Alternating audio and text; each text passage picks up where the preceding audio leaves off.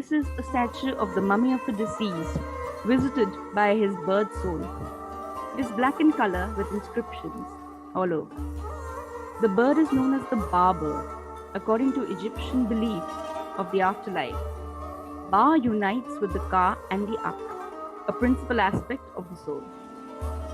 The soul would leave the body on death and enter into the form of a bird called Ba. It appears in bird form to express the mobility of the soul after death.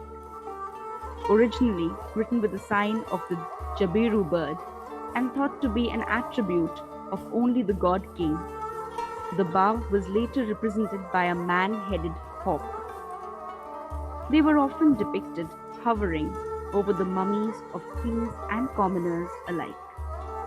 This depiction can be seen here in our object. In order to be reborn after death, it was absolutely essential for the Ba bird to find its way to the mummy in the burial chamber and unite with it.